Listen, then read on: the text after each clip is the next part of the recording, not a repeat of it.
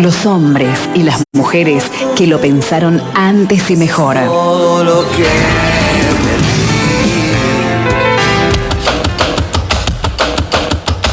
Buenos días para Guillermo Rica, el doctor en filosofía. ¿Cómo estás, Guille? ¿Todo bien? Con sinusitis.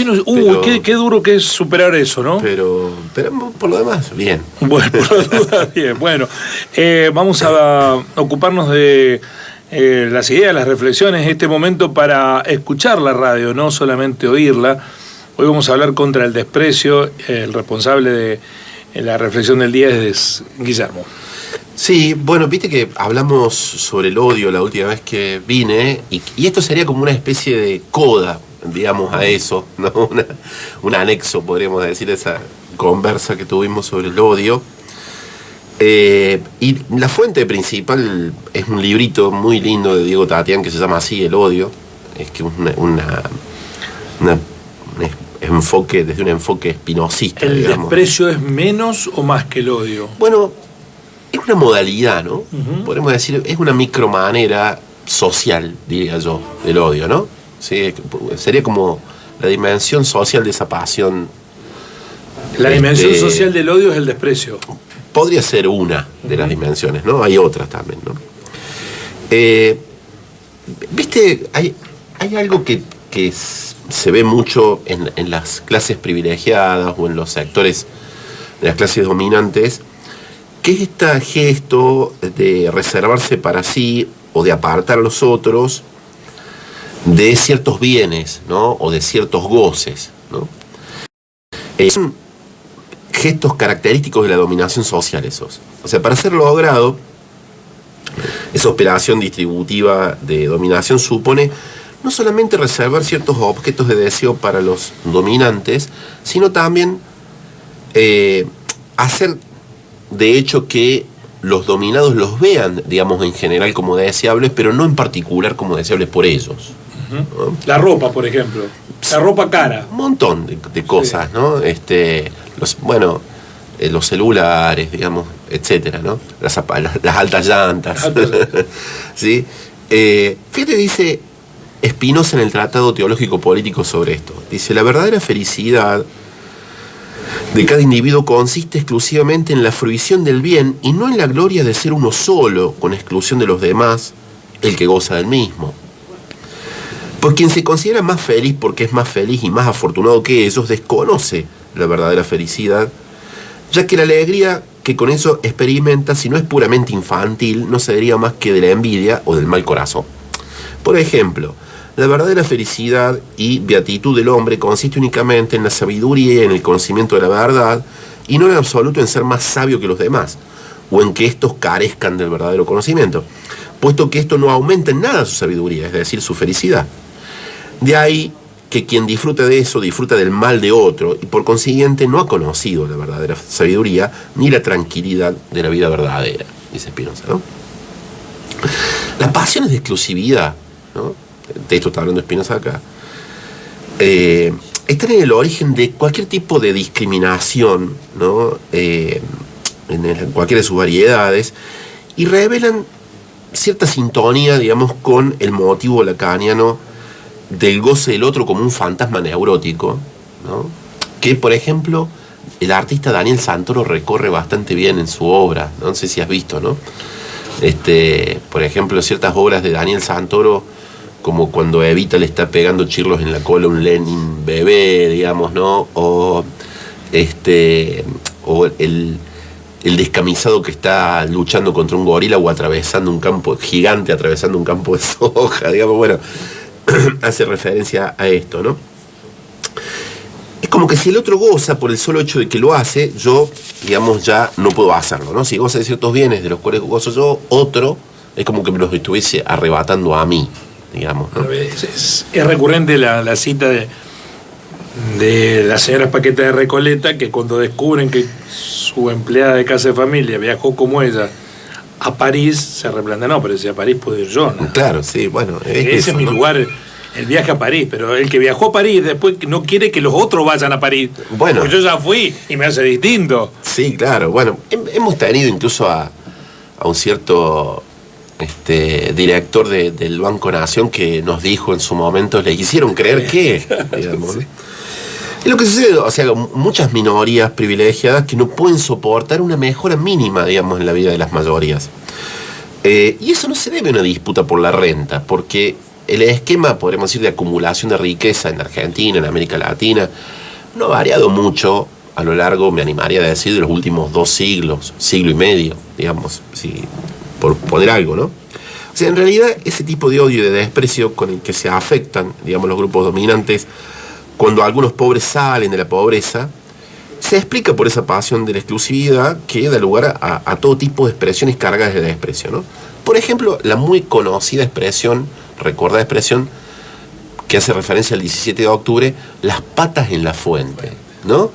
Que, bueno, hace referencia, por ahí para los más jóvenes, hace referencia a que, bueno, las muchedumbres que venían caminando desde el conurbano a pedir la liberación de Perón, bueno, se refrescaron sus pies en las fuentes de Plaza de Mayo,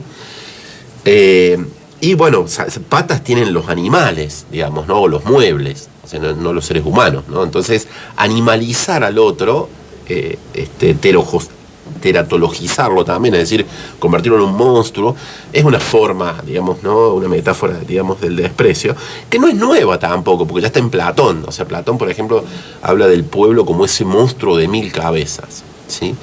O, por ejemplo, en el Renacimiento, en el 1600, que se llama Baltasar Gracián, en el Criticón, uno tiene también la representación de la multitud del pueblo como una chusma formada por partes de animales, ¿no? Entonces tiene orejas de burro, tiene lengua de víbora, ¿no? Tiene patas de gallo, tiene cerebro de mosquito, digamos, etcétera, etcétera. O sea, es viejo, digamos, el motivo, ¿no?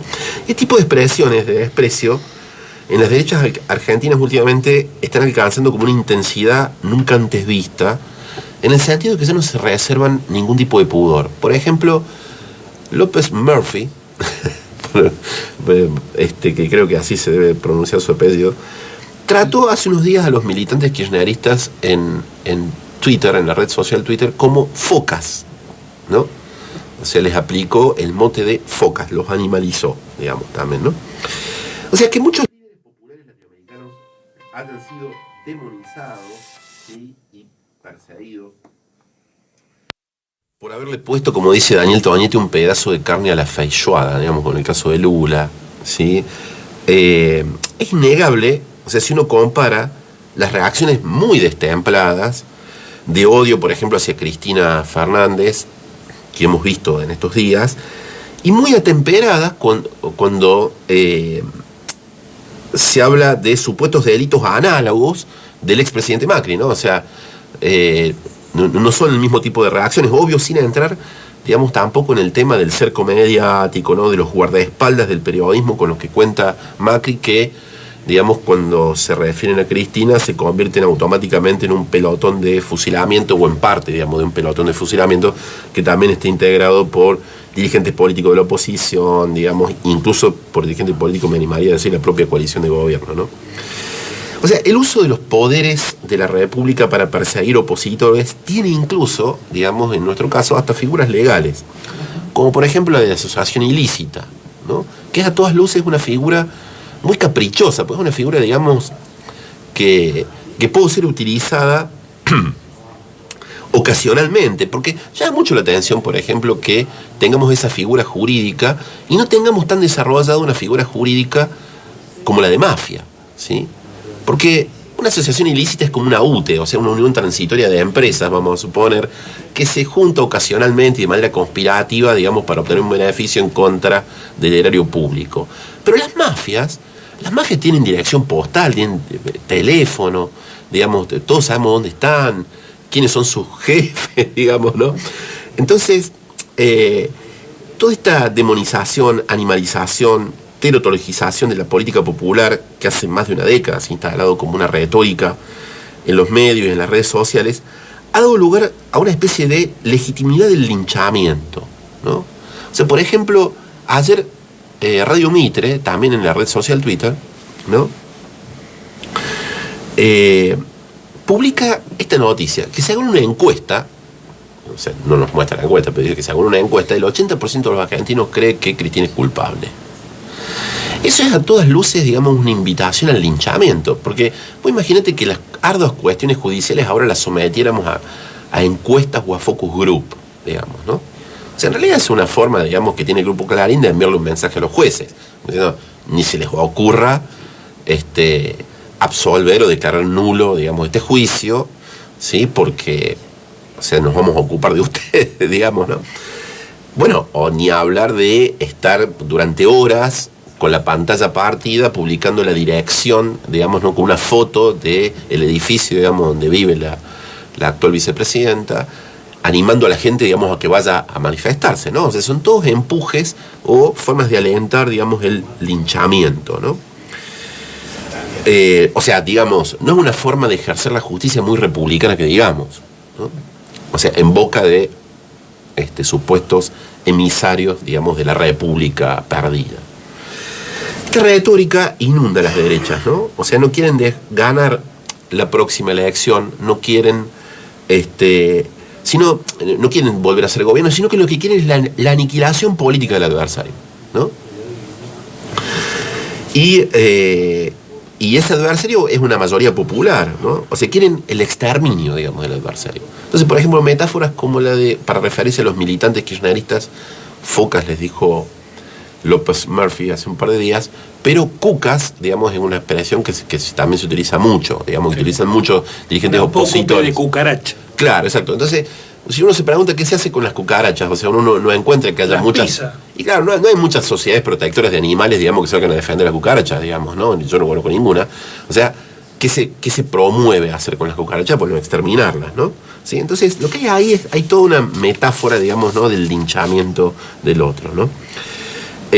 O, por ejemplo, ciertas manifestaciones o gestos de derechas muy radicalizadas que hemos visto, digamos, en los últimos meses, en los últimos años, incluso en Argentina, con utilización de bolsas mortuorias colocadas en la reja de la Casa de Gobierno, ¿no? O guillotinas, digamos, llevadas a las plazas, ¿sí? E incluso mensajes, digamos, ¿no? Directamente amenazantes, ¿sí? Los vamos a colgar, los vamos a liquidar, digamos, etcétera, ¿no? Son formas o expresiones, digamos, de la dominación, ¿sí? Y del desprecio que va unida, digamos, a esa dominación cuando un goce deja de ser exclusivo, ¿no? También es cierto, vos lo mencionaste al pasar ahí, Germán, pero me parece que está ocurriendo, potenciado por el fenómeno, que estas formas de desprecio existieron a lo largo de la humanidad.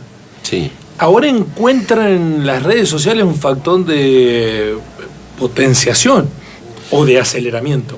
Sí, porque hay un goce, ¿no? Ahí también, ¿no? Hay un goce. Y las cosas porque hay una forma también impune, digamos, de manifestarlo, claro, ¿no? Sin poner el cuerpo, ¿no? Entonces, sí, pero la descalificación. Cosas que en el face to face, digamos, harían que nos fuéramos a las manos, ¿no?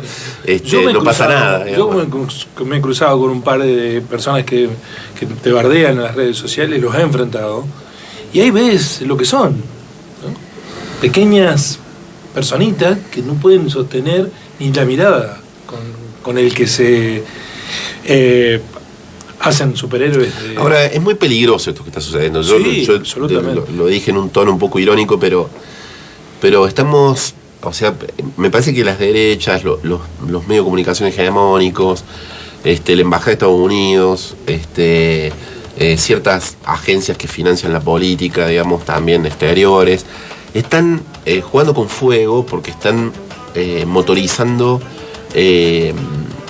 la cuerda más terrible de un ser humano. Y por ahí, digamos, sobre todo en lugares que conocen históricamente lo que ha sido la violencia política, ¿no? Es como tirar nafta al fuego, digamos, ¿no? A mí me preocupa tanto eso como el silencio de los tibios, ¿no? Que están dejando que esto ocurra, sin expresarse. Bueno, sí. Digamos, obviamente, ¿no? O sea, acá hay complicidades que, bueno, cuando salgan a la luz van a provocar mucha indignación, ¿no? Y la indignación digamos, lo que provoca es automáticamente una pérdida de legitimidad a nivel de derecho, ¿no? Es decir, o sea, cuando la gente se indigna, digamos, con los gobernantes o con los sectores dominantes, lo que automáticamente se pierde ahí es legitimidad, por lo tanto, queda el campo abierto para que cualquier cosa pueda suceder. Sí, porque en estos contextos empieza a surgir, a crecer desde el pie, algo que nos hizo mucho daño en la sociedad argentina: el no te metas. El no te metas. No te la jugues, no te metas, mejor dejá. Bueno, cuando eso pasó, así no fue. Afortunadamente, la movilización popular va en otra dirección, ¿no? Bueno, esperemos que así sea. Guillermo, muchísimas gracias. Hasta la semana que viene. A vos.